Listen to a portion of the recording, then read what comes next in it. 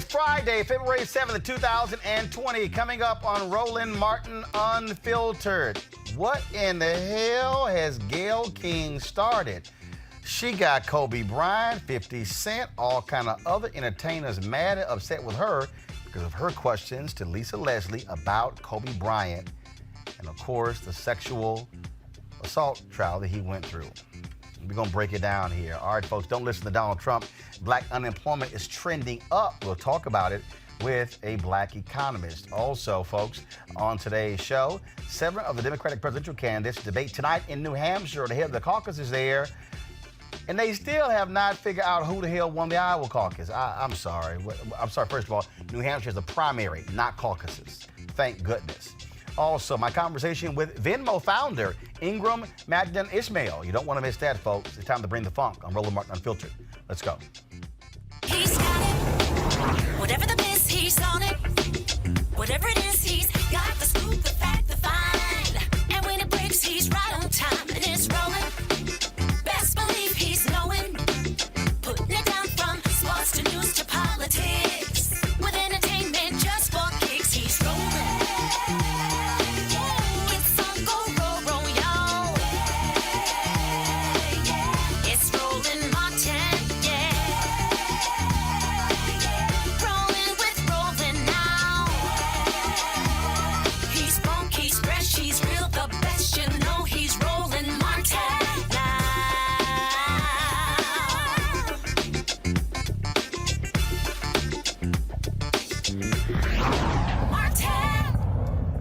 Job numbers came out today, and even though 225,000 new jobs were created in January, the unemployment rate edged up to 3.6% from a 50-year low of 3.5% as more people enter the labor force in search of work. That's the national story. Now for the reality of black unemployment. The black unemployment rate has gone up to 6.0%, and the participation rate has dropped down to 62.6%, as you see in these charts here. And that's not what Donald Trump said in the State of the Union address on Tuesday. The unemployment rate for African Americans, Hispanic Americans, and Asian Americans has reached the lowest levels in history. African American youth unemployment has reached an all-time low. Joining me right now is Benga Ajilore, senior economist at the Center for American Progress. Doc, how you doing? I'm doing well, thank you. All right, so let's get right to it. Donald Trump loves to keep touting about how he's just been so amazing for black people. First of all, the unemployment rate of black people is double that of whites. But him and his supporters have refused to acknowledge that it's been going up, especially among black men. Please break it down for us. So one of the things we've looked at is since October of last year, it's been trending upward, almost half a percentage point up. And while some of it's been because of an increase, more people joining the labor force participation has been going up. We saw this job numbers that it's actually dropped. And so it doesn't make sense that if the labor force participation rate dropped, that the unemployment rate still continues to go up. And so that gives us a concern. So again, you're saying that black unemployment has been trending up since October. Right. So half a percentage point up. So when he keeps running around talking about how well black people are doing and how it's at its lowest, they're in denial about the last 5 or 6 months. They are. But what's actually more concerning is that even if it's, in October, it was at 5.5%, which was the lowest. But if you look at when the white unemployment rate was 5.5%, that was back in December of 2013. And no one was talking about how great it was then. So it's like they're telling us that black people should be happy with the unemployment rate over 5% when other groups have unemployment rates below 4%, and that's consistently below 4%. All right, so let's talk specifically. Let's break it down. When it comes to what are the numbers looking like for black men, for black women, and then for black teenagers? So for black men and black women, it's black men have a higher unemployment rate and consistently upwards of 5.8%, sometimes up to 6%. Black women have actually participated a lot more, so their unemployment rates are a lot lower. So sometimes last year, it actually got below 5%, but it's actually been going back up. But then for black youth, it's really high. It's upwards of 20%. Sometimes it goes down to 15%, but for black youth, it is really high. So while if you look at the over a long period of time that it might be low, it's still relative to any other group really high and something that's concerning and something that should concern the administration. So, you talk about those numbers there. Now, Donald Trump also claimed in his report, in his speech, about wages and how wages are going up as well. Are we seeing that for African Americans? So we are seeing wage growth for African Americans, but one of the things we have to think about is how is wage growth compared to other groups. And so we look at wage growth has been going up, but it's been going up at the lower end of distribution. But that's not because of federal policy. That's what's happening is that over the last number of years, a number of states have been raising their minimum wages, and that's had a positive impact on low end distribution, and especially for African Americans. All right, what else should we know about the unemployment numbers that the administration is not telling us? Well, one of the things we have to look at is we look at the ratio of basically the gap and look at the ratio of the black unemployment rate to the white unemployment rate. And since the number's been recorded since the Bureau of Labor Statistics, it's always been double the rate. So you go back from January 1972, basically almost 50 years later, that has always still been double, and that's never closed. And so when we talk about, something to be honoring or saying that's something to celebrate, the fact that that black unemployment rate's always been double the white unemployment rate and has never closed is very concerning. And it's not something to celebrate and should be the focus of policy. All right, then. All right, sir. Well, I certainly appreciate it. Thank you so very much for joining us. Look, this is why you got to have real information as opposed to the lies that he tells. So, Benja Ajilore, Senior Economist for the Center for American Progress, thanks a lot. Thank you for having me. All right, I want to go to my panel right now. Teresa Lundy, Principal Founder of TML Communications, joins me via Skype. Mustafa Santiago Ali, former Senior Advisor for Environmental Justice at the EPA. And Joseph Williams, Senior Editor, U.S. News and World Report. Joseph, the problem I have with all of these people, or these analysis of as a State of the Union, is they got so caught up in the hype, in the optics, as opposed to what he was actually saying. We broke it down on Wednesday, all the lies he told. He keeps lying about black unemployment rate. Well, you repeat a lie and people believe that it's true. And that's part of the problem, is that you have so many of the president's misstatements. I mean, lies. He's not telling the truth about a lot of things. And one of the things that he's not telling the truth is about the state of Black America. And in him touting the unemployment numbers, it's persistently been double the white unemployment rate for years. And for him to say that it's at record low, that doesn't tell you the whole truth. It doesn't even tell you part of the truth. And not only is unemployment double the white community, wage growth is half of the white community, and for the economic gap, we still haven't recovered from the Great Recession. Housing for African Americans is still down. Wealth for African Americans is still down. And the people that would benefit the most from a minimum wage increase from $7 in the federal level to $15, guess who? Black people. Because African Americans tend to work in lower wage jobs, tend to work in hourly jobs, and tend to work in jobs that don't have that much of an impact on the movement of unemployment. Teresa, the fact that it's been trending up since October says that they deliberately lied in his speech on Tuesday.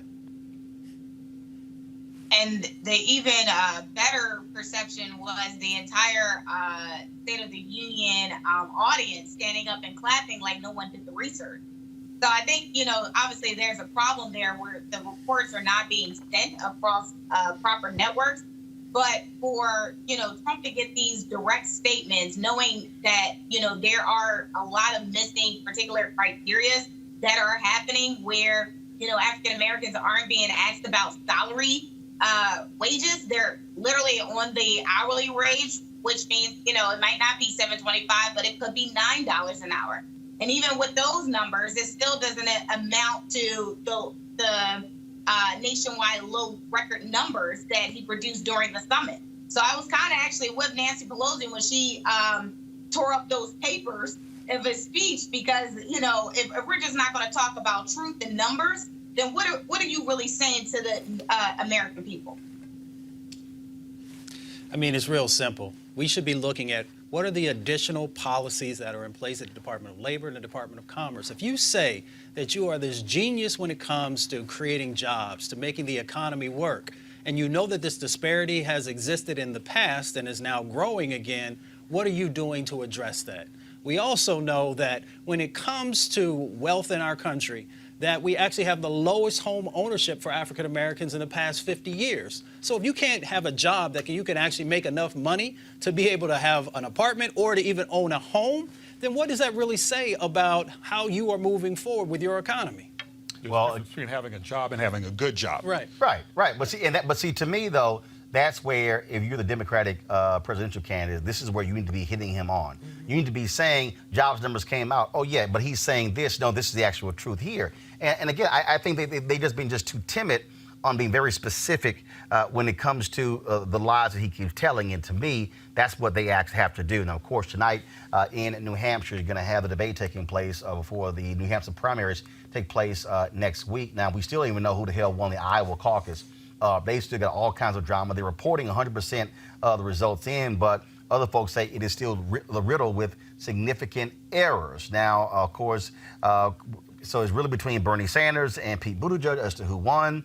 Elizabeth Warren came in third. In fourth place, of course, was Vice President Joe Biden. Also in the debate tonight is going to be, of course, like I say, Biden, Buttigieg, Amy Klobuchar, Bernie Sanders, Tom Steyer, Elizabeth Warren, Andrew Yang. The other candidates did not qualify for this debate. And Teresa, I want to start with you. I dare say the one person who has to come out smoking hot in this debate is Joe Biden. He cannot, I mean, the polls already show Sanders has widened his lead in New Hampshire. It's a neighboring state to Vermont. Elizabeth Warren, neighboring state, Massachusetts. She's a Massachusetts senator. Of course, Buttigieg is doing very well there as well. If you're Joe Biden and you come in fourth or fifth in New Hampshire, you're going to have to take first or second in Nevada before South Carolina, because guess what? His donors are going to get real nervous and money's going to dry up. He's going to be dealing with bad headlines. I mean, he can't get to South Carolina fast enough. No, you're absolutely right. And listen, one of the swing states here is Pennsylvania. And so knowing some of the members on that campaign team, it's been very interesting on the conversations of, President Joe Biden, because we have statewide races that's happening here. But as he's campaigning, to these other states, the message is starting to get a little wicky. I believe his communications director was on CNN the other day, and she was pretty much saying that, the numbers weren't working. It almost was like a talking point from Trump's playbook. As it relates to, something about the system is rigged. And it really became, disconcerting because, yes, you are the VP, but if you're not saying anything new, inspiring, or different, then your other candidates will be next in line to give those fresh ideas and new plans. So, yes, if you don't hit South Carolina, if you're not hitting Nevada headstrong, then you're going to be in some sort of controversy as it relates to your donor base and your community outreach strategies. Because, yes, here in PA, we're starting to see a shift, and it's just not looking good for VP Biden. But here's the other thing, Joseph, I think is important people to understand. He keeps looking at South Carolina as being his firewall. Totally get it. But I'm telling you right now, I firmly believe that the black folks, you keep seeing these stories. Biden comes in fourth in Iowa. Then all of a sudden, if he comes in fourth in New Hampshire, and then he can't place in the top two in Nevada, remember, the whole thing about Biden's deal was that he could pull those white voters. Black people are going to be saying, damn, player, you can't pull them white folks in Iowa, New Hampshire, and Nevada. We don't necessarily know if you the guy. No, I mean, everybody likes a winner, right? And I always have posited this from day one. The African-American vote is a BS detector. I mean, sure enough, they will figure out who is telling the truth, who is not. Hence, the suspicion on Bernie Sanders, hence the suspicion on Mayor Pete. And Biden, if he comes in weak, he is not going to do well in South Carolina. I think one of the important things to remember, however, is that he still does have that halo. I don't know how much longer it's going to last. We'll see. But that's one important thing to remember. The other thing is he's really not been a great candidate. I mean, he's come out as the front runner basically because people know his name, and he's the brand that they trust. But remember, in his last two bids for president, in '88 and in '08, he never even made it past Iowa. I mean, in 08, he ended up dropping out before the Iowa caucuses. And in 08, he ended up getting trounced. I think he ended up like in the bottom tier coming out of Iowa. Therefore, he's never really been a very particularly strong presidential candidate, and his record is now coming to pass. You know me, I like the ground truth stuff, so I got on the phone today. And folks are feeling like there's a big hole in the ship, and a lot of people are abandoning the ship. Money is moving over to Bloomberg. That was money that was going to Biden. So, you know, not a huge shift in the money yet. But as you said, if he doesn't do well soon, there's going to be some significant problems. And I think it's going to be different in South Carolina than a lot of other folks, because I think there are a couple of other candidates who are starting to move up the polls in a significant way because they actually been on the ground, right, holding hands. They've been building real relationships. They've been getting endorsements from black women and black men and other organizations there. So I wouldn't be surprised if you find that he's not the #1 person in South Carolina. First of all, Tom Starr has moved up to second place. Yep. Not only that, Teresa, when you begin to break down all of these different factors here, I mean, first of all, there's no one person that's a clear path to 1,900 delegates. So there's no one person. Obviously, this time around, you don't have the superdelegates having the kind of influence they had in 2016 and before that. And how I'm sort of looking at this whole deal, again, Biden was supposed to be, you know, the person who, look at all the polls, he can beat Trump in a head-to-head. But here's the piece. You can't fight Trump in the general until you win the nomination. And you got to win the nomination. And so now you begin to unpack this thing. And so now then you look at Bloomberg, okay? A lot of folks said, hey, he gets into the race because Biden was shaky. Now we're seeing Biden is shaky. We're seeing Bloomberg go up in the polls. Now, granted, here's the deal. Bloomberg has been flying at 30,000 feet, has not been doing lots of stuff on the ground, doesn't have a strong ground game. Now, he has the money to invest in the ground game, but he still is going to have to answer to stop and frisk. He's going to have to answer to why he did not do a settlement with the Central Park Five. He's going to have to answer to gentrifying neighborhoods in New York. And so avoid, you know, thinking you can do all this sort of stuff and not answer any of those questions, that also is crazy. And then, of course, they've now changed the debate rules. He's now going to be in the debates. If you're one of the other candidates, your deal has to be go hard at him to force him to answer those questions, your assessment.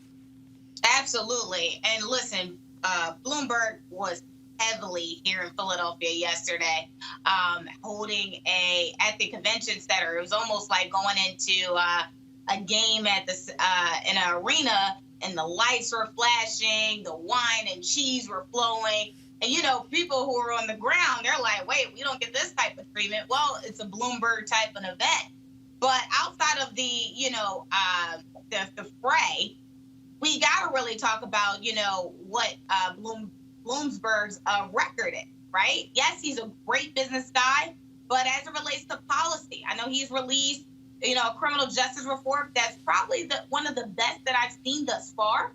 But I do believe there is some opportunity here for him to rake up some of those votes. But he is tapping into some of Biden's support, because supporters of VP Biden are starting to see that there is a gap in terms of how VP is handling himself at town halls, what he's doing on the road, and really what his presence is as we look to the future of 2020. We can't even have the debate with Donald Trump, because Donald Trump is now, you know, has been acquitted, right? And he's going around holding up Washington Post papers in that effect. And now he's coming at everybody who, you know, pretty much went against him. But there's opportunity here, you know, for the rest of the candidates to really just put their message out, to really get into the grassroots organizations, local municipalities, and some of those community members who's really, you know, undecided.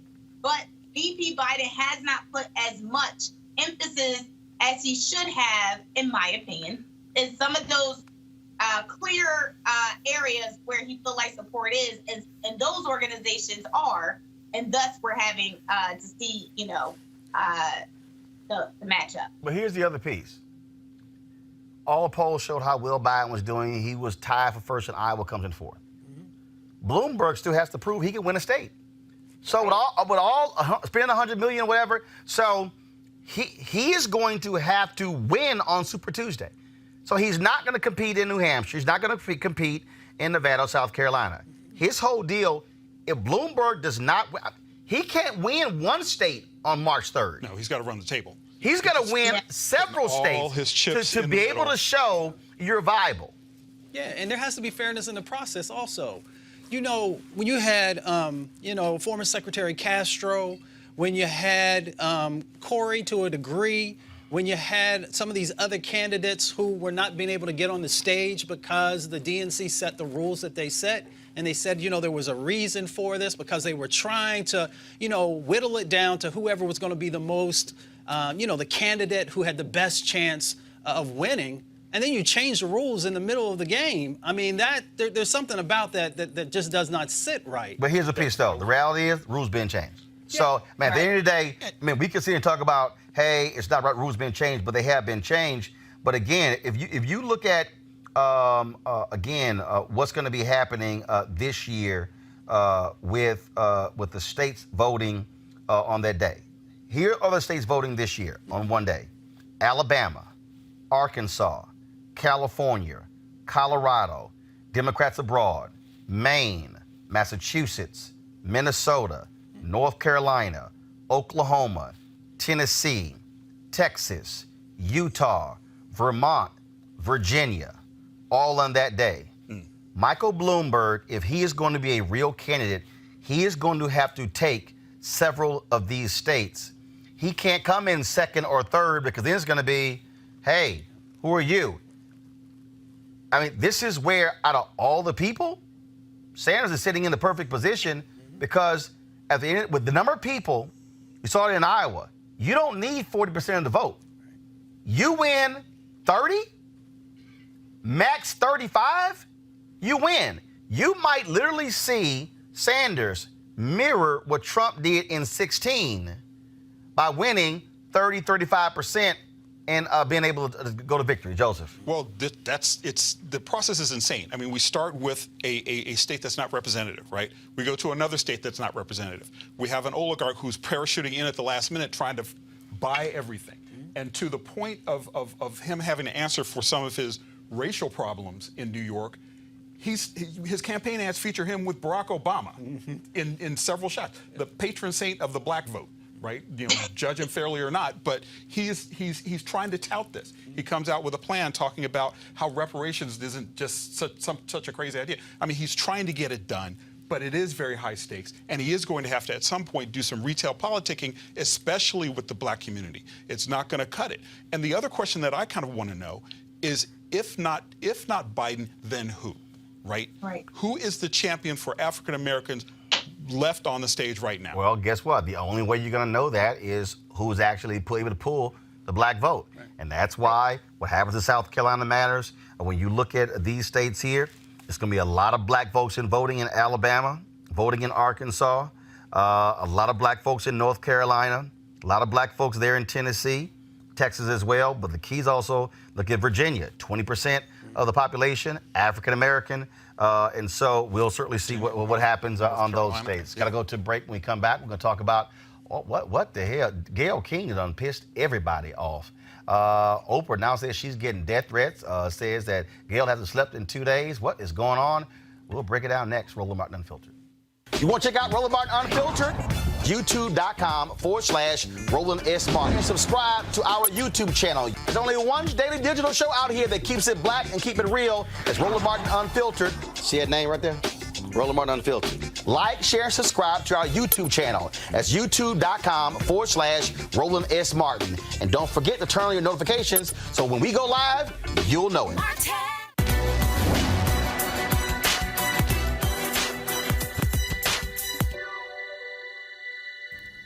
There is no shortcut to utopia. Writer Claude McKay.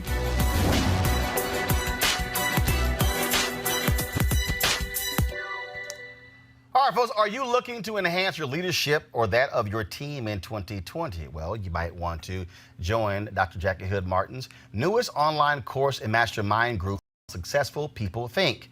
She will be your guide as you learn timeless leadership principles to apply to daily living. Of course, she's a certified John Maxwell instructor, and so you want to take advantage of this. The offer expires February 28th. To register or to start the online course today, go to www.live2lead.com/Leesburg, right here. Live, the number 2, lead, LEAD.com/Leesburg. All right, folks, let's talk about Gayle King. Now, Gayle King says she's now receiving death threats since her interview with Lisa Leslie, where she asked about a number of things, but including the sexual assault accusations against Kobe Bryant. Now, here's the conversation that started it all. It's been said that his legacy is complicated because of a sexual assault charge, which was dismissed in 2003, 2004. Is it complicated for you as a woman, as a WNBA player? It's not complicated for me at all. Even if there's a few times that we've been at a club at the same time, Kobe's not the kind of guy, never been like, you know, Lisa, go get that girl or tell her or send her this. I have other NBA friends that are like that. Mm-hmm. He was never like that. I just never have ever seen him being the kind of person that would do something to violate a woman or be aggressive in that way. That's just not the person that I know. But Lisa, you wouldn't see it though. As his friend, you wouldn't see it. And that's possible. Mm-hmm.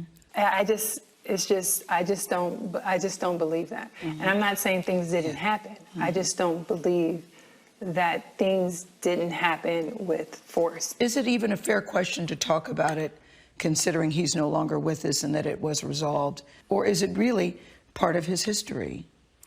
I think that the media should be more respectful. At this time, it's like if you had questions about it, you've had many years to ask him that. I don't think it's something that we should keep hanging over his legacy. I mean, it went to trial. Yeah, well, it was dismissed because the victim in the case refused to testify, so it was dismissed. And I think that's how we should leave it. Well, the backlash was immediate after that clip was posted on the CBS This Morning Twitter feed. A number of folks weighing in, including, Snoop Dogg. He went off on Gayle King. Gayle King, out of pocket for that shit. Way out of pocket. What do you gain from that? I swear to God, we the worst. We the fucking worst. We expect more from you, Gayle. Don't you hang out with Oprah? Why y'all attacking us? We your people. You ain't coming after fucking Harvey Weinstein asking them dumbass questions. I get sick of y'all. I want to call you one. Is it okay if I call her one? Funky dog-head bitch. How dare you try to tarnish my motherfucking homeboy's reputation, punk motherfucker. Respect the family and back off, bitch, before we come get you. Bill Cosby even got in on it by tweeting to Snoop, when they brought me to my gated community and placed me inside of my penthouse, they didn't win, nor did they silence me. It's so sad and disappointing that successful black women are being used to tarnish the image and legacy of successful black men, even in death. Are these people that in need of fame, ratings, and or money? On behalf of myself, Camille, and my family, thank you, and thank you. My heartfelt prayers are with Kobe and his family, as well as with Michael Jackson and his family. May their legacies live on forever. Backlash was intense yesterday, and Gayle responded on Instagram. I've been up reading the comments about the interview I did with Lisa Leslie about Kobe Bryant. And I know that if I had only seen the clip that you saw, I'd be extremely angry with me too. I am mortified, I'm embarrassed, and I am very angry. Unbeknownst to me, my network put up a clip from a very wide-ranging interview,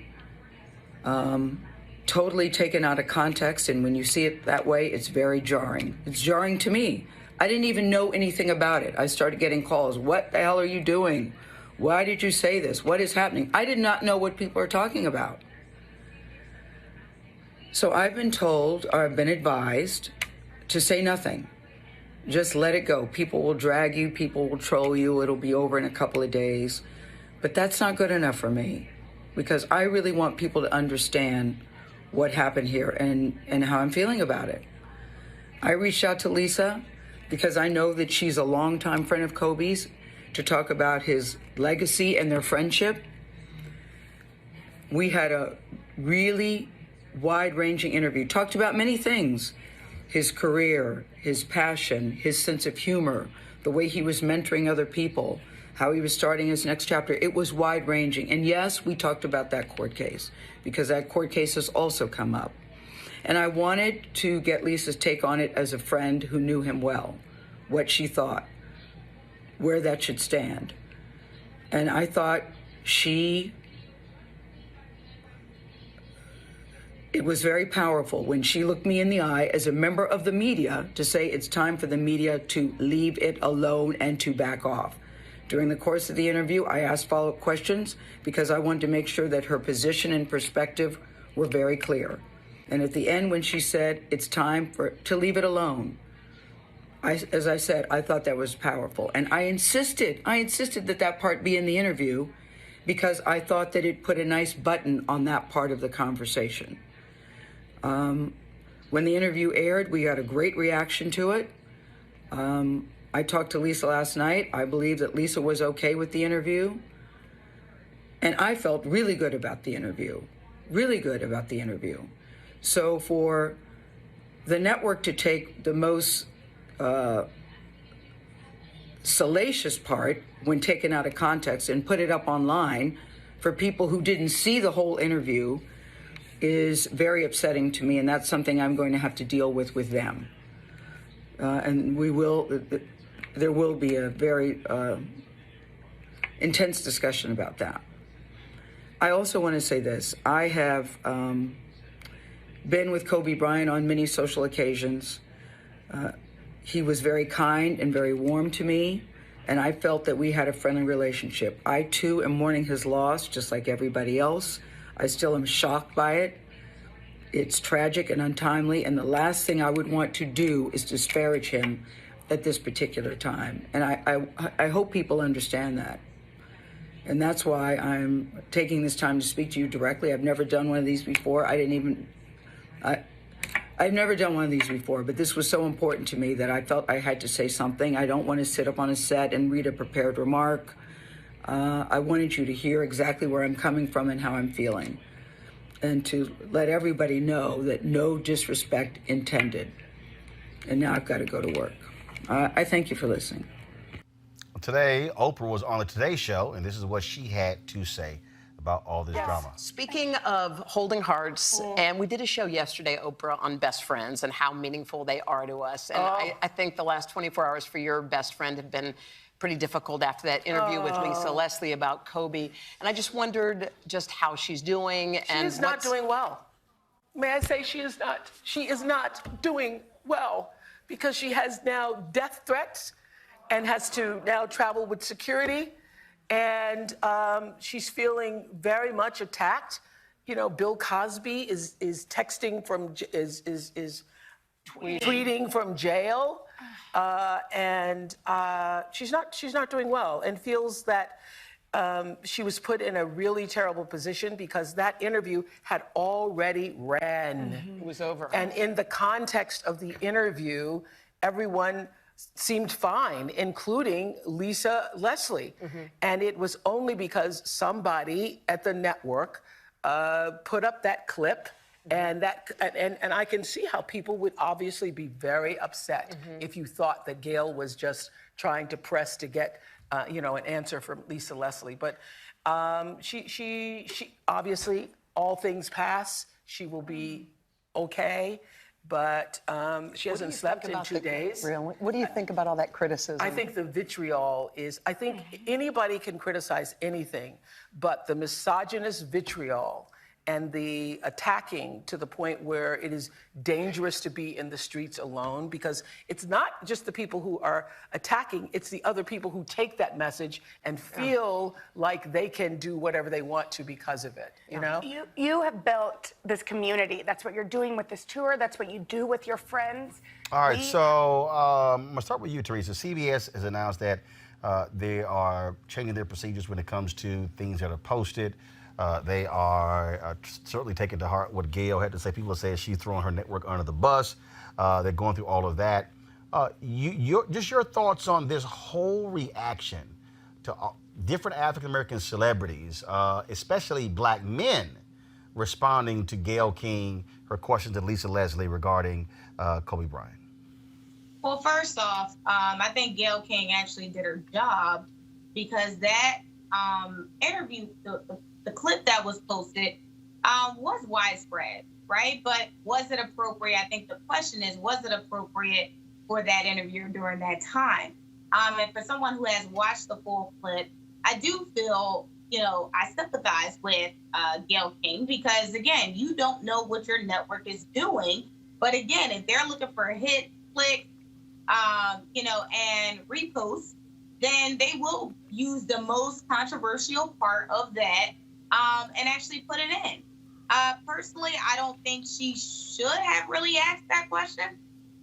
But again, I love Lisa Leslie's response. Like, they went to court and that's it. But I do believe, Snoop Dogg's comments and, other male comments, I hear what they're saying, but at the end of the day, we expect, our journalists to actually, provide facts and reproduce the story, so we, can then start putting into play what our feelings and thoughts are, and then able to repost. So I will probably say to all of those, who are attacking another woman, a sister, an African American, that we should probably watch our tones, because again, we all have a sister, mother, cousin. And so for her to not feel safe, for her to get death threats on a subject matter that's already out, that has already been out in the public, it's not like she was throwing shade, like, hey, this is what I heard. This is actually what was in the news prior before. But again, I think, Gayle said the right thing. She did the right thing on Instagram. And yes, she threw her network under the bus, because she did not know that they were going to do this. But as a journalist, in this new age of technology, she has to be aware moving forward that whatever question that you're going to ask in the future is going to have some sort of repercussion or consequences. So she just has to be prepared for that. Joseph? I think that the network probably did the wrong thing putting it up if it was clickbait, and if it was legit an outtake, something that she didn't plan to use or that wasn't broadcast on air. It was. Put it up. I, as a journalist, it was a tough question. I mean, I might have stopped maybe one or two questions after bringing it up when you're talking to his best friend, but it is part of Kobe Bryant's legacy. I mean, it was hurtful. It was painful, I'm sure, for her to ask those questions, but she did. That's part of her job.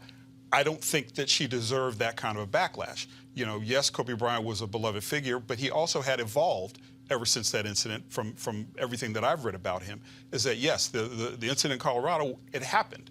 But since then, he had become a better person, had become a better man, had become a better human being. So I think that anytime Bill Cosby throws shade on you, that's not a good day. And I think that he probably, of anyone, should not even try to go there with her. I mean, first of all, as we all know, you should never call a woman outside of her name. That's the baseline right there. But it's also unfortunate. It's unfortunate because Gayle shared with us that she had a relationship with Kobe.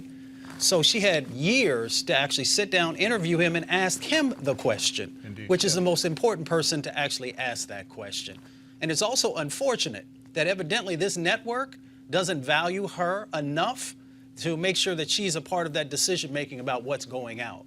So that says something also, and as you said, that they're putting some new processes in place to address those types of things. But if I was Gayle, she's been in the business for a while now, I would be, sort of analyzing my relationship with them as well. So let me, so also this happened. Henry, go to my iPad, please.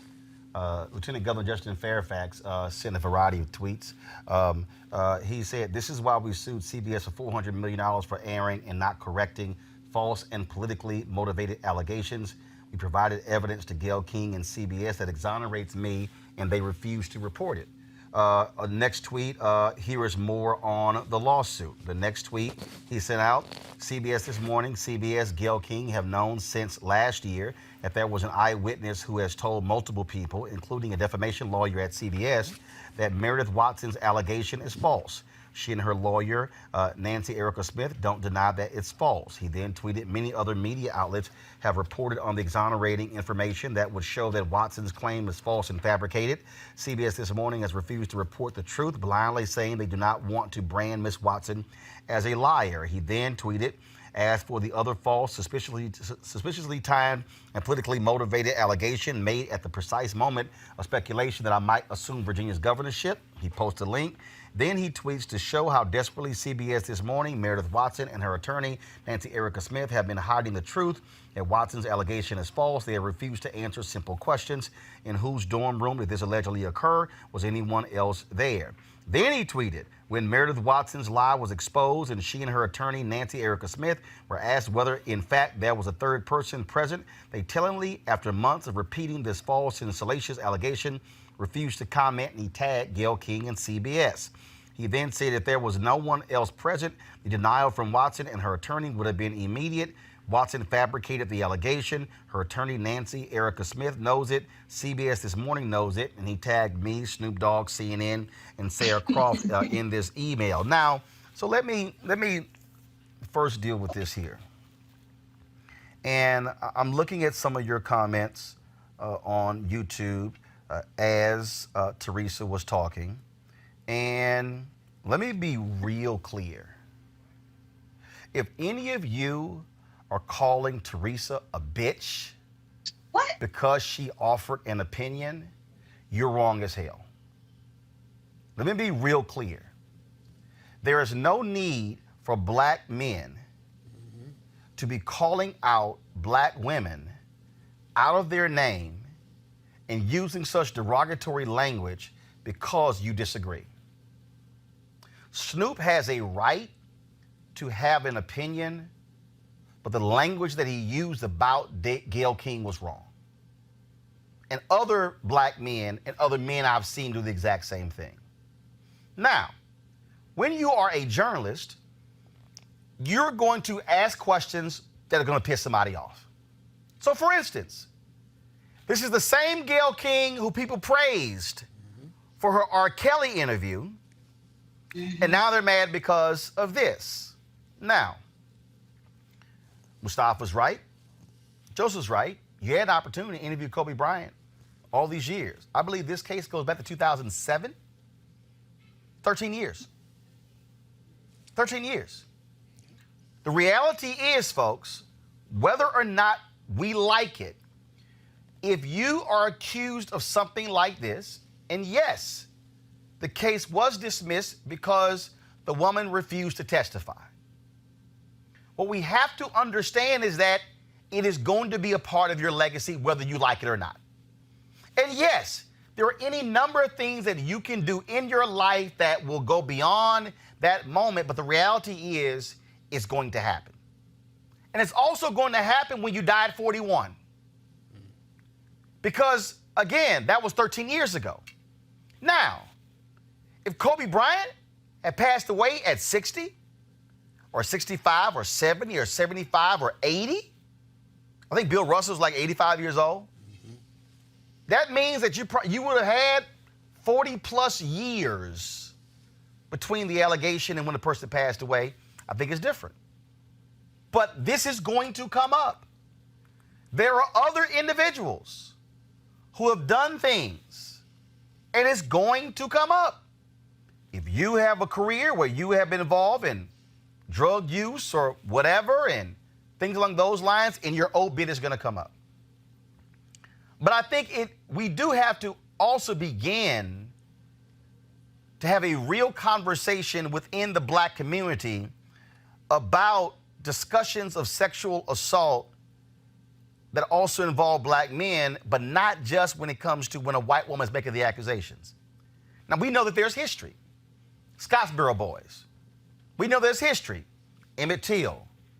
We know there's history. Numerous other stories we can tell. The case the movie Marshall was made out of. Well, a black man was involved in an affair with a white woman, but then she yelled rape when her husband found out. So, and that brother was actually acquitted. Great, of course, job by Sterling K. Brown in the movie Marshall. But we as African Americans, but especially black men, are going to have to check other black men when we are involved in this conversation, because we've got to deal with that. What I mean, we got to deal with that. And again, y'all might be on Facebook mad, you might be on YouTube mad, you might be on Periscope mad, but we got to also honor something was happening here. And that is, for us as black people, what happens is if you cross a line, then all of a sudden it's kind of like, oh yeah, we through with you. What I mean by that, I've heard people bring up trying to take down Michael Jackson, trying to take down Bill Cosby, trying to take down successful black men. But let's unpack that. For a lot of people, R. Kelly, see, he crossed that black line. We ain't defending him. Bill Cosby, he crossed that black line. We ain't defending him, even though the two of them still have supporters. Michael Jackson went up close to the black line, but he didn't cross it. So you still have black protection of Michael Jackson and his legacy. Kobe Bryant didn't cross the line. Protection of black folks. OJ crossed the black line. Y'all see what I'm getting at? So we must begin to also deal with what is happening, because I need black men watching and black men listening to understand that we have black women who have been the victims of sexual assault, and we have black men dismissing that. Now let me bring that up. I read for you the tweets of Justin Fairfax. Two of the women who are accusing him are black women. But then you have Justin Fairfax who is saying, I didn't do it. Now, there are people who say in the Me Too movement, always believe the women. But what about his due process? Isn't he innocent until proven guilty? And so there are people who have been strongly saying, no, this is unfair what's happened to Justin Fairfax. I have asked legitimate questions, and let me be real clear. Justin Fairfax is an alpha. He's also a member of the Beta Nu chapter of the Boule. So am I. So he ain't got no problem revealing that. But I've asked some basic questions. And that is, of the two women who've accused Justin Fairfax, how can you and your lawyer say that you will publicly testify at an impeachment hearing, yet the black women DA in Boston and in North Carolina have both said if either one of those women file a complaint, they will investigate? So you got to ask the question, wait a minute, you will publicly testify in an impeachment hearing, but you've yet to file a complaint, and the two DAs in both places where this literally took place are black women? So in the black community, we have to deal with this thing where we are so protective of black successful people that we don't want to have honest conversations and dialogues about what necessarily happened. Right. In the case of Bill Cosby, I've heard people say, all these white women. But there were some black women who also accused Bill Cosby. Now, that was a settlement in the Bill Cosby case. But then that stuff also then became leaked out.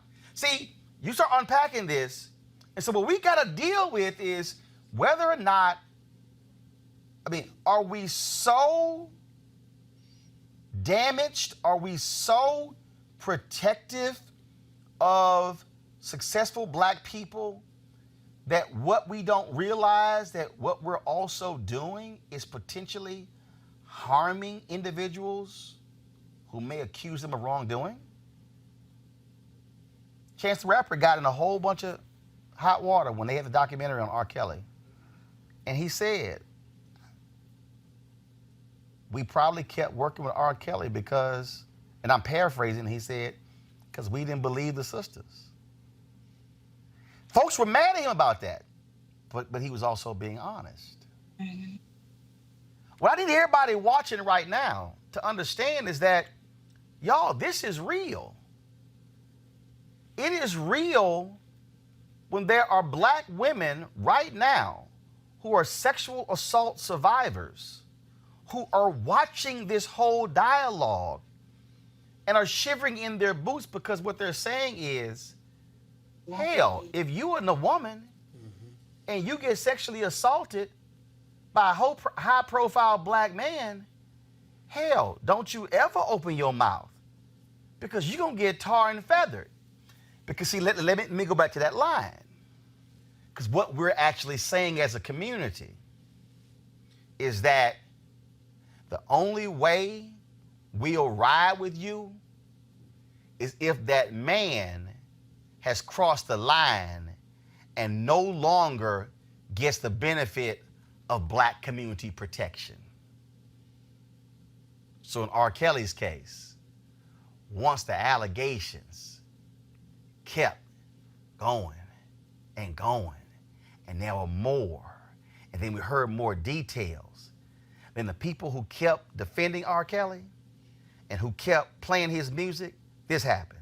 See, again, more stories, more allegations, we heard more, and all of a sudden, his support began to drop. So in essence, R. Kelly was on this side of the black community protection line.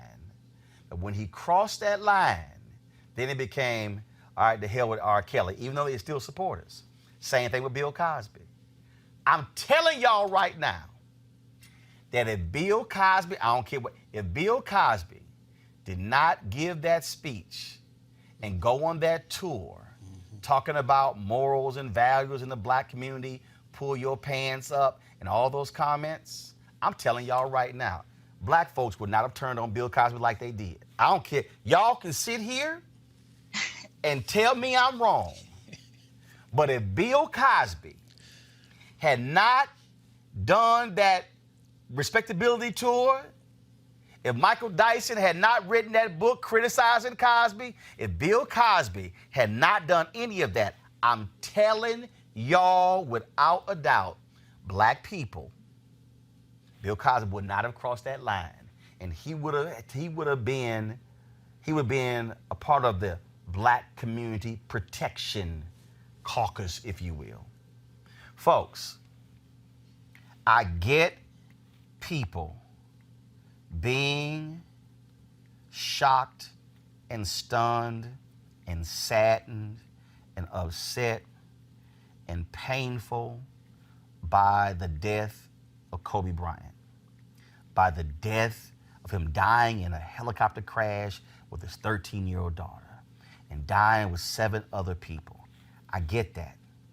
And if you want to be upset with Gayle, that's fine.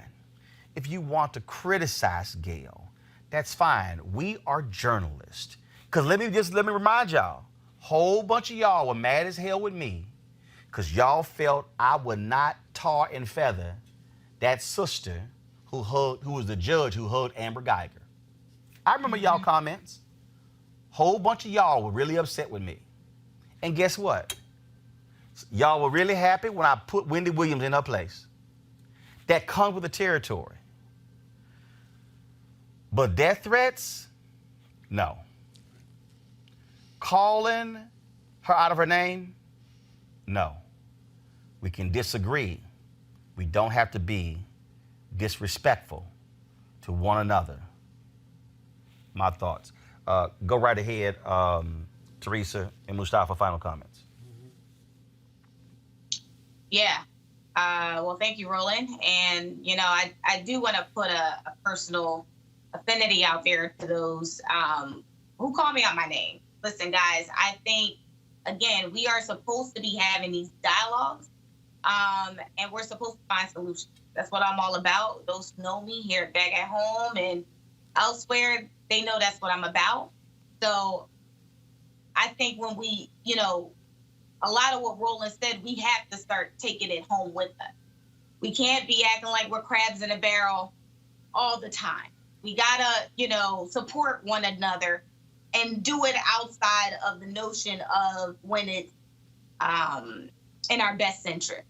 So, as I look forward, kind of doing more of these, I think we got to be in a place where we're not disrespecting each other. We are showing more love with each other, because in order for us to actually move forward as a people together, unification and love is really going to take us to the next step. But if we keep harnessing all the hate and all the divide, they win. So in order not to suffer, we got to, be stronger together. And again, Mustafa, look, I don't care if you disagree. Right. You can sit here and say, man, that was some BS, Gayle. Mm-hmm. What I'm saying is we don't have to sit here and disrespect each other to the point like some people have. Disagree all day, that's fine.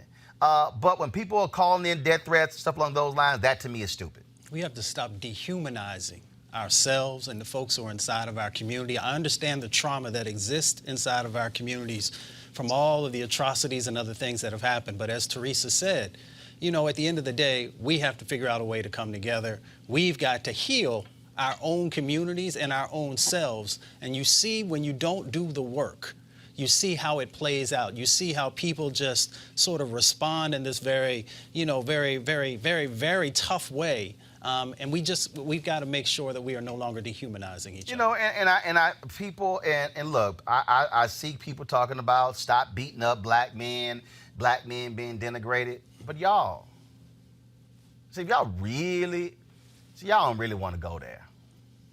Mm-hmm. Y'all don't really want to go there. Because if we want to be real, we can be real. We can talk about the significant misogyny that was in the Black freedom movement.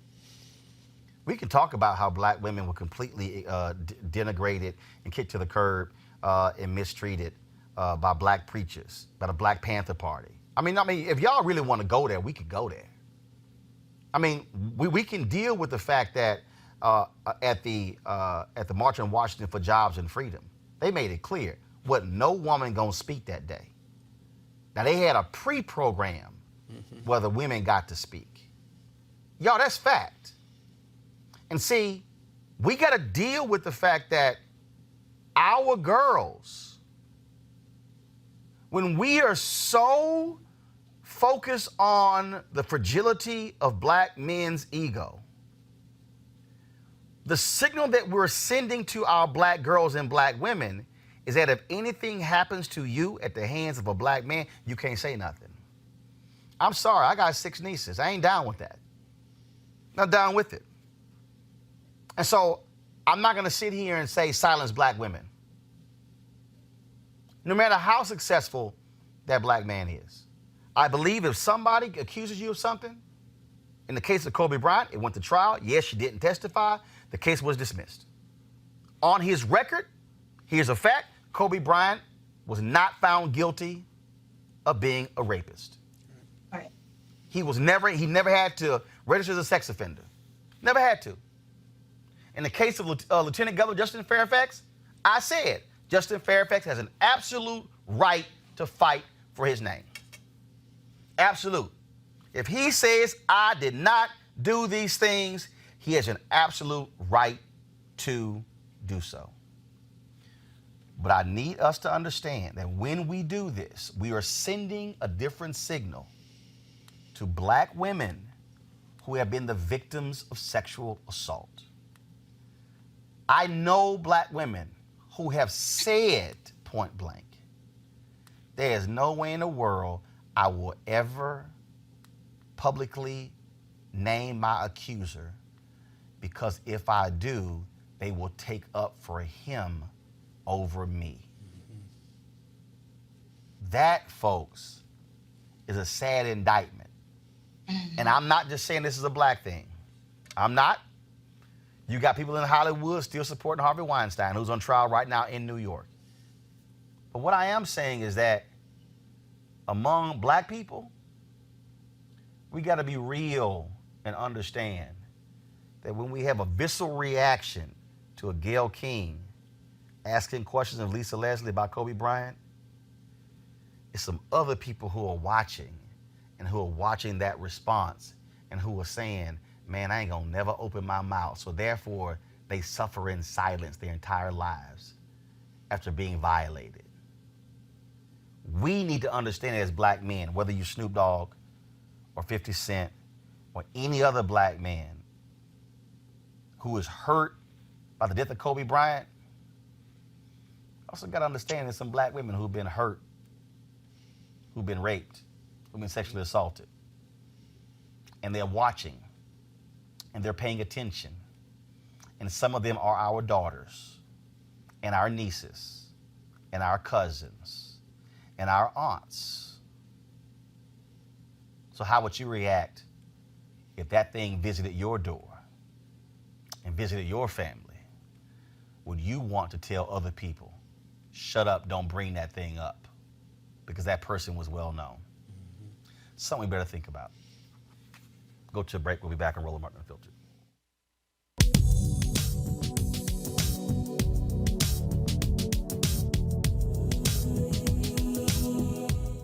The Negro Mother by Langston Hughes.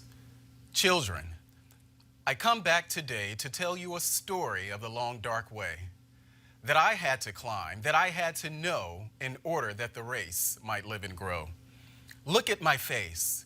Look at my face, dark as the night, yet shining like the sun with love's true light. I am the dark girl who crossed the Red Sea, carrying in my body the seed of the free. I am the woman who worked in the field, bringing the cotton and the corn to yield. I am the one who labored as a slave, beaten and mistreated for the work that I gave. Children sold away from me, husband sold too. No safety, no love, no respect was I due. 300 years in the deepest South, but God put a song and a prayer in my mouth. God put a dream like steel in my soul. Now through my children, I'm reaching the goal. Now through my children, young and free, I realize the blessing denied to me. I couldn't read then. I couldn't write either. I had nothing back there in the night. Sometimes the valley was filled with tears, but I kept trudging on through those lonely years. Sometimes the road was hot with sun, but I had to keep on till my work was done. I had to keep on, no stopping for me. I was the seed of the coming free. I nourished a dream that nothing could smother, deep in my breast, the Negro mother. I had only hope then, but now through you, dark ones of today, my dreams must come true. All you dark children in the world out there, remember my sweat, my pain, my despair. Remember my years heavy with sorrow. Make of those years a torch for tomorrow. Make of my past a road to the light, out of the darkness, the ignorance, the night. Lift high my banner out of the dust. Stand like free men supporting my trust. Believe in the right, let none push you back. Remember the whip and the slaver's track. Remember how the strong in struggle and strife still bar you the way and deny you life.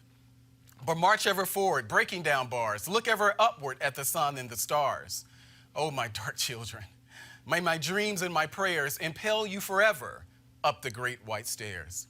For I will be with you till no white brother dares keep down the children of the Negro mother.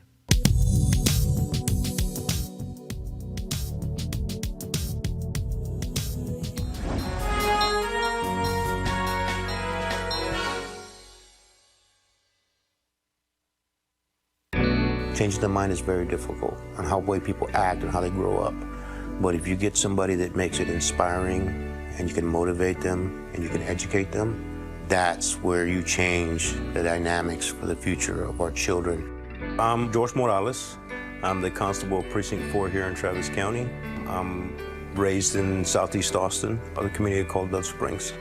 In the late 80s, early 90s, it was really hard in our community in Dove Springs. We had a lot of gangs and drugs that were being sold in our communities. You know, I came up in law enforcement, seeing a lot of constables put themselves in the forefront. It's a community-based office. You know, you want to be out there amongst your community and show them the better side of law enforcement. Show them that, you know, hard work does pay off. And that's constable work to me. As the president of the Dove Springs Advisory Board, our goal is helping the rec center grow, implement programs. We do events from Easter, which we have about 2,000 kids. The back-to-school bash, we did about 3,500 backpacks. I think a lot of kids may see him as a hero because he gives back to the kids. It's like he's always talking to kids. He's always around youth. He knows that's the next generation that's going to take over. I don't do this by myself. I was taught by my union that if we work together, things happen. If we speak up, things happen. Union is strength in numbers. And I bring those numbers from the Dove Springs community, from the Precinct 4 community. And that's the union pride that I have. All right, I certainly want to thank the folks at Aspen for being one of the partners here at Roland Martin Unfiltered. So we thank them for all their support. I got to ask y'all the last one here. Uncle Ben Carson is now talking. This is a story here in Politico, Mustafa. And he comes out and says that that Trump is not racist. Look at how he fought for Jews and blacks at Mar-a-Lago. And then he also said, y'all are going to love this one. You know, talking to the people who drive the cars and park the cars at Mar-a-Lago, they love him. The people who wash the dishes because he's kind and compassionate. When he bought Mar-a-Lago, he was the one who fought for Jews and blacks to be included in the clubs that were trying to exclude them. You know, people say he's a racist. He is not a racist. And then he says, looking back at his notes again, Carson went on, it is certainly an act of compassion to help our fellow Americans who are struggling in neighborhoods. Lord, I mean, Stephen loved his, what was his name in Django? I mean, he loved him too. I don't even know what to say about Secretary Carson. I mean, sometimes when I hear him speak, I hear fiddles in the background and I hear some shuffling going on, and that's disappointing to me because he was a hero to me when I was little and, you know, thinking about medical school and all those types of things. But, you know, here's what I need Secretary Carson to do. I need Secretary Carson to focus on helping to make damn housing. Right, make sure the black home ownership actually goes up significantly in the little bit of time that he has left. And he can do that, then I think he finally has done something that the Secretary of Housing and Urban Development is supposed to do, and not trying to convince us that Trump cares about black people. Teresa? I would say the audience is always different when Brother Ben starts speaking, because it's like that message wasn't geared towards African Americans or minorities. It was geared to the white base. Like, of course, you know, Trump isn't racist. Look how he treats the people that serve him and serve his properties. So that's what I got out of it. But I always think, you know, Brother Ben, like Brother Mustafa has said, could do a better job in HUD. And making sure that, you know, as we talk about Trump policies and what he's doing for African American and minorities across the country, is that he's actually signing the dotted line and making sure some of those resources get back to the communities at bay. See, let me explain this to people. And I want to explain this to people. Some of y'all may be wondering, y'all might say, you know, Roland, I rarely heard you call Donald Trump a racist. And you're absolutely right. In fact, you've rarely heard me call many people a racist. Here's why. Because of this very thing right here. See, I've said before, see, what happens is here, somebody says, racist. Then they say, not racist. So then the whole debate discussion is not on whatever the issue is that actually is in between here. It's these two things here. And see, racist and not racist. Like, I've met few people who've actually said, oh, I'm absolutely a racist. I ain't never heard, I've heard few men who say, I am undoubtedly a sexist. People don't walk around saying those things. So the issue for me is not, is Donald Trump a racist? The issue for me is, What are Donald Trump's policies and how do they negatively impact black people and people of color? So when you look at him trying to keep Africans out, folks in Nigeria, but he would love to welcome folks from Denmark, I can make a judgment. When you look at how people were treated on the border, I can make a judgment. I can say we ain't building no wall among the border with Canada. I can make a judgment. I can make a judgment about any of his policies. I can make a judgment about you touting criminal justice reform, but then, of course, you allowing your Department of Justice to sit here and actually increase mass incarceration. See, I can go back and forth on that. See, that's why I don't use the phrase racist. Because, see, then this happens. Then they bring up all this other stuff. Oh, no. Look at the black people and the Latinos who are washing cars and washing dishes and cutting the lawn and taking care and changing the bed sheets at Mar-a-Lago. As if black people did not change bed sheets and cut the lawn and wash dishes and cook during Jim Crow or during slavery. Hell, plantation owners loved their black people. They loved them so much that when they were sick, they would put their feet on the bellies of black kids and saying, "I'ma get well." So using the argument that if Donald Trump was racist, why would he have people working for him? We have one of his former money people who said he ain't want black people counting his money. Y'all. So don't fall for the little okie doke from folks like Ben Carson, but also understand Mustafa's absolutely right. Ben Carson was not talking to black people. He was talking to white, conservative, suburban women. Because see, y'all, I'm just unpacking some stuff for y'all. That's the real problem. See, y'all want to go back to 1998, Newt Gingrich, when he got bounced out as Speaker of the House because white conservative women felt that he was too antagonistic towards black people. What happened 2 years later? George W. Bush ran for president. Compassionate conservatism. White suburban women say, you know what, I like that. See, he's not antagonistic towards them. He treats them with respect. They just disagree on some things. See, white women are uncomfortable when that white man is such mean-spirited with his policies. See, that's who Ben Carson is talking to. And so all that show you saw on Tuesday, scholarship to the little black girl, honoring the Tuskegee Airmen, talking about black unemployment. Y'all, that had nothing to do with black people. That was saying to the white people, oh, no. I know what they say about me, but I'm good. See what I'm doing for them? See the woman I put in the Super Bowl commercial ad that cost us $5 million? I'm good for the blacks. We're going to look at all of your policies, Donald John Trump, and we're going to keep telling black people all about them. So I'm not going to call you a racist. I'm not going to say you a non-racist. I'm just going to talk about your policies and what they look like. That's the real deal, Teresa. You don't have anything more to say to me. I totally agree. That's just the real deal. All right, Teresa, Mustafa, I appreciate it. Joseph had to go earlier. But before we go, folks, I really recently sat down with the founder of Venmo. A lot of y'all, we talk about Cash App and PayPal. Well, Venmo is a very successful app. His name is Ikram Magdan Ismail. We were at a culture shift in New York City. And here's what he had to say.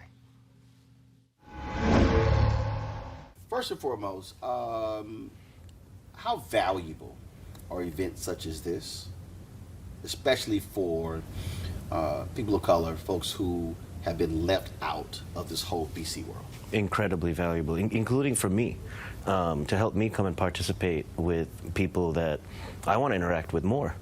That I necessarily can't find them. How do I meet these people? Come here. And being in this space, the reality is this is probably the fourth time I've been at a Culture Shift event, and it's crazy because you're dealing with folks who are essentially unicorns in some places. Like, oh, all of a sudden I'm seeing people who look like me that I don't see on an everyday basis. Right. Yeah, and for, you know, I make angel investments, and already I've met 2 or 3 founders that came up to me with their idea. I'm wearing this I Am Bold shirt. I learned about the Salesforce diversity program here, and maybe I'll be participating in that way. And it's something, I'm leaving this thinking I want more of this. And the more that happens like this, the better it is for the world. What do you look for when you're looking to invest? Is it one particular area, or are you just looking at great ideas across the board? Great ideas. Actually, I mean, for me, it starts with great people, people that I can get along with, I can vibe with, you know, people that can crash on my couch or I can crash on theirs. That kind. Those are the types of people I like to work with. That'd be interesting. All of a sudden, say, so what kind of couch do you have? And they're probably looking at you going, I'm sorry, what the hell kind of couch do I have? Like, you never. Is it a comfortable couch? Is it a large couch? You never know. Is it when, leather? Right, exactly. You never know when you're going to need a favor from, or you're going to need someone to help you. Your life can go from right there to rock bottom, to the middle, rock bottom, and you need people that you can work with that are willing to go through all of those waves with you. We are 24 years away from this nation becoming a nation majority of people of color. And I keep making the argument that if you look at the current economic trends, you look at the current investing trends, we're going to be in many ways like South Africa, where you have whites who own 9% of the land, but whites make up 9% of the population, own 17% of the land. Where you're going to have when you have black women who start business at a faster rate than anybody else in America, right? But get 0.2% of venture capital dollars, which is crazy. And so, and people keep looking at me like I'm crazy when I say this in my speeches. I'm like, guys, you don't understand. I said 24 years is not a long time. Right. And no, and I'm not trying to sound the alarm. And it's accelerating. Right. Right. And I'm trying to sound this alarm because that's going to be a problem to have 53% of America being Latino, Black, Asian, and other, and having 80 and 90% of dollars going to non-minorities. That's going to be an issue. That will be an issue, but I feel I'm on the same boat with you, where I think there's definitely a culture shift happening, and not only that, the leaders are changing, and the decision makers are changing, and it's only a matter of time until you walk into an office or you walk into a place like Salesforce, and you can kind of, let me give you I never expected to walk into Salesforce and see this. I just didn't.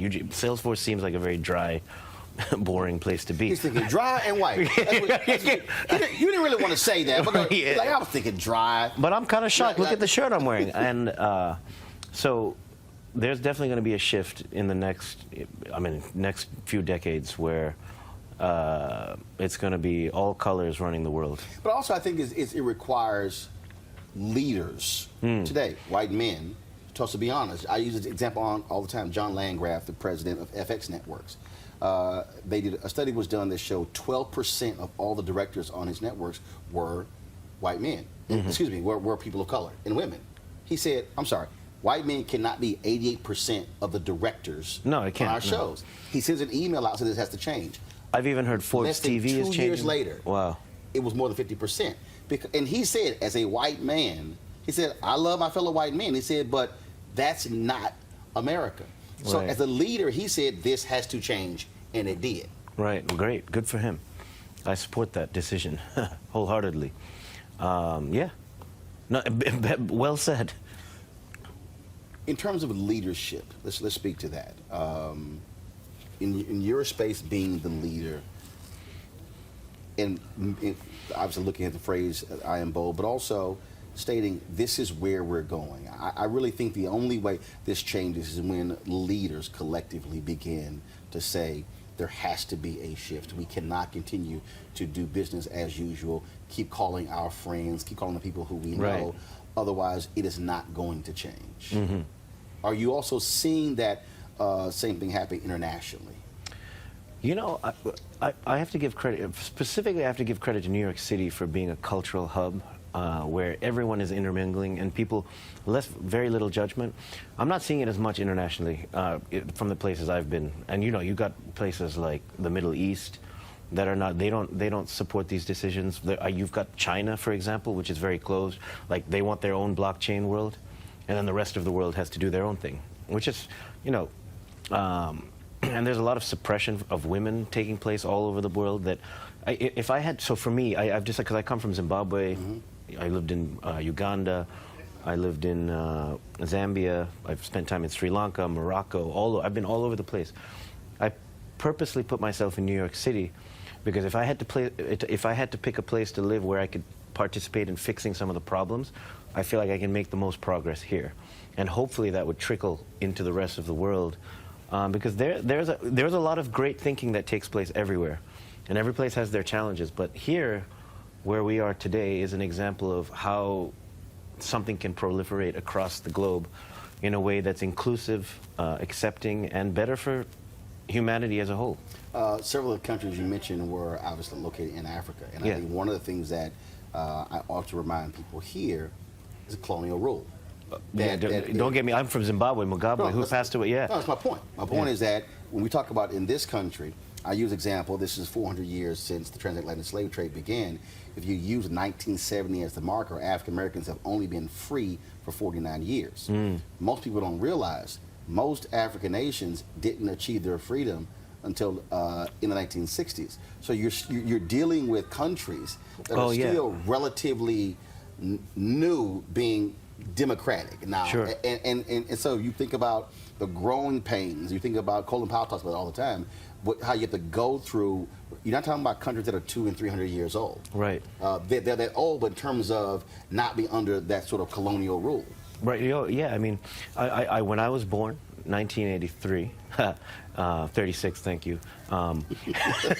When I was born, I was in the year where Rhodesia was transitioning into Zimbabwe. And the founder of Zimbabwe is Robert Mugabe. And he unified a group of people to convert the whole of Zimbabwe to, he's regarded as a revolutionary because he made that shift. And now you hear a lot of, you know, so he passed away, right, and someone, you know, took over.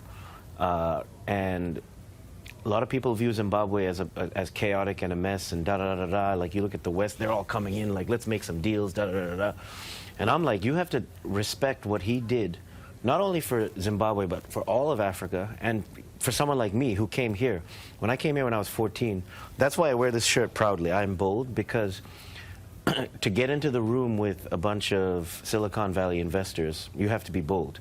To get into the room as a bunch of Silicon Valley investors from Zimbabwe, Uganda, you got to be crazy. And that was Robert Mugabe, and that's what he taught a lot of the people there, the confidence where you are the leader, day one. And all this colonial stuff is going to fade away, and that's also going to accelerate. Right. And a lot of the people that participated in that, they kind of feel bad. They're like, and you can see it, and they're like, what the fuck did we do? Sorry, pardon my language. You're editing. No, my show's called Roland Martin Unfiltered. Oh, okay, great. I own it, so. Even better. Plus is allowed. Great. I love that. Verbal freedom. Yes, yeah. I own it. All I can do is ask myself. That's great. Hell yeah. But yeah, we have to fight off this whole, and wherever I see it, in places where, you know, there's that old ancient colonial vibe, you gotta. I fight it immediately. It triggers me, because those are the people that are suppressing all of the progress that's taking place. Absolutely. Especially nowadays. So. All right. That sounds good. Good chatting with you. Good chatting with you too. Thank Absolutely. you. Yeah. I appreciate it. Thanks a lot. Thank you. All right, folks, thank you so much for joining us today on Roland Martin Unfiltered. Don't forget, we want you to support what we do. Every dollar you give goes to support this show and what we're able to accomplish by bringing you the kind of information you're not going to get anywhere else. We got more of those interviews coming from Culture Shift. More of our panelists will be doing those Black History moments as well. Now, look, you know, for us, we do Black History every day, so we don't only focus on this in February. So we're looking forward to have more of them speak on that. And so please support us by going to RolandMartinUnfiltered.com, joining our Bring the Funk fan club. Our goal is to get 20,000 of our members to contribute $50 each. As part of our fan club, you get discounts to items on RolandMartin.com, things along those lines. And so we got some other things that we're putting together. But again, your dollars make this possible, allows us to continue to be independent. We're black owned, to be free, to say what we want to say, and to be able to cover the kind of stuff that you're going to see ignored by other people. Monday, for instance, I'll be broadcasting live from New York City, where Susan Taylor is having her National Cares Mentoring Gala. I'm going to be participating. They're honoring billionaire Robert Smith. Robert, send some of that money our way, brother, so we can keep this show going. All right, so I'll be broadcasting from New York on Monday, and so we're looking forward to that. And so I'll see you guys then, as always, every Friday. We always end the show by showing all of our members of the Bring the Funk fan club. Some of you on YouTube say that your name is not included. If you've given, please send us an email. We'll double check it, and then, of course, we'll add your name to the list. And so I want you guys to have an absolutely great weekend. I got to go. Holla!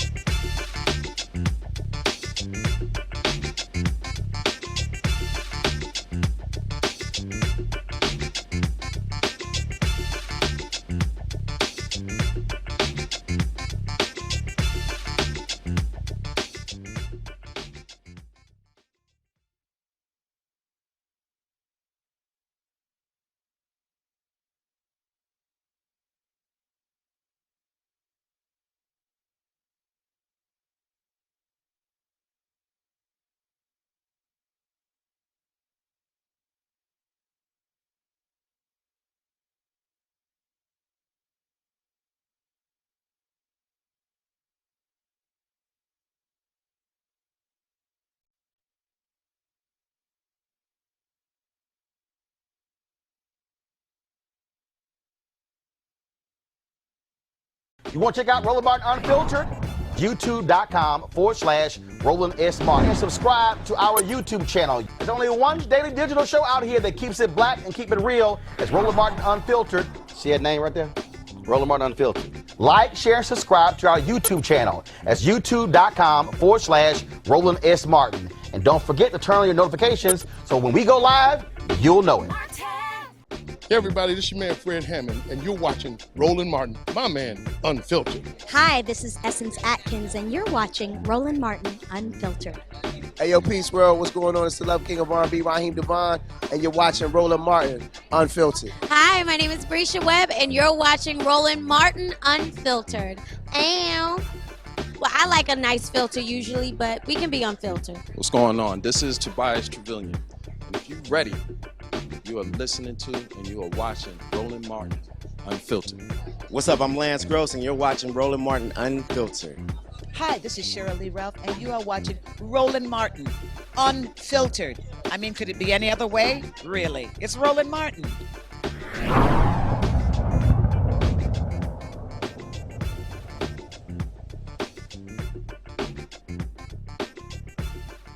You want to support Roland Martin Unfiltered? Be sure to join our Bring the Funk fan club. Every dollar that you give to us supports our daily digital show. There's only one daily digital show out here that keeps it black and keep it real as Roland Martin Unfiltered. Support the Roland Martin Unfiltered daily digital show by going to RolandMartinUnfiltered.com. Our goal is to get 20,000 of our fans contributing $50 each for the whole year. You can make this possible. RolandMartinUnfiltered.com. Hey fam, want to check out Roland Martin Unfiltered, the blackest show on all of digital, cable, and broadcast. Check out our audio podcast.